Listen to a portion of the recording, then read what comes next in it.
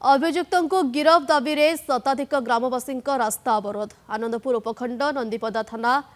नुआरंपास गाँव में घटी हत्याकांड में मुख्य अभियुक्तों को गिरफ दाबी में शताधिक ग्रामवासी द्वारा हाटडीही समणा रास्ता अवरोध। आसामी मानक गिरफ सहित मृतकों परिवार को आर्थिक सहायता दाबी करिसेंति लोके। पुलिस दुई अभियुक्तों को गिरफ करिथिबा बेले आउ 3 जण अभियुक्तों को गिरफ करिबारे टाळाटुळ नीति अवलंबन करुथबा अभियोग करिसेंति ग्रामवासी। पर आनंदपुर विधायक अभिमन्यु सेठी घटनास्थल में पहुंची लोकों को बुझासुझा करने पर रास्ता रोक घटी। आनंदपुर प्रतिनिधि दिलीप मिश्र रही अधिक सूचना पाई। दिलीप, ये गिरफ दाबी में ग्रामवासी रास्ता रोकर खबर सामना आसूची केते समय धरी से रास्ता रोक करते दाबी कौन रोचे? हाँ नमिता, जमीक आम कहीपर जो नंदीपदा थाना अच्छी नंदीपदा थानार रंपास गाँव में 2 दिन तले गोटे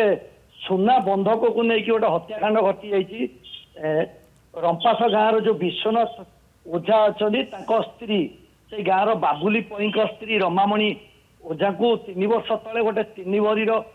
सुना हार 15,000 टकर बंधा देते एबे जो से पैसा देवाई जो 15,000 विथ सुध पैसा देवाई जो जापर सी पाटिमुंडा आरंभ कर सुना मो पाखर ना युक्तितर्क होती से पहर दिन जो विश्वनाथ ओझा गोटे साइकेल घर को फेरुले से समय जो चगुल ओझा जो रमामणि स्वामी चगुल ओझा एवं सॉरी बाबुली पई एवं पुओ चगुल पई एवं प्रदीप पई एवं ड्राइवर आउ रमामणि निजे अतिरिक्त भाव आक्रमण करते मुंड को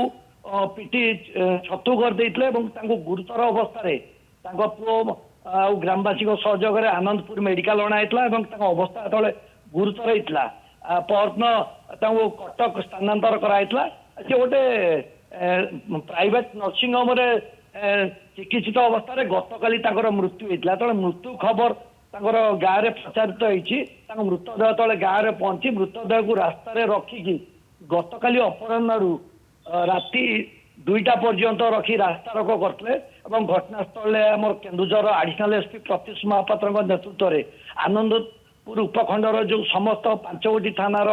आईआईसी एवं पुलिस फोर्स मुतयन थे तहसिलदार मुतयन थे।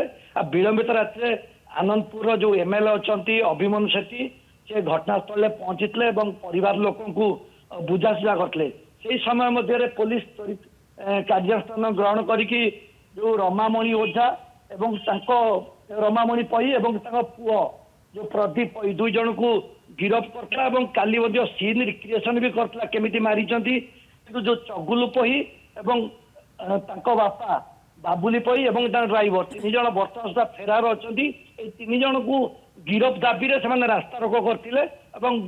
बहुत समय बुझासुझा पर एमएलए बुझासुझा पर राति 2टा बेले रास्ता रोक हटिला कि गाँव में गोटे चापा उत्तेजना लगी रही गाँव में बर्तमान पुलिस फोर्स मुतयन बर्तमान सुधा अच्छा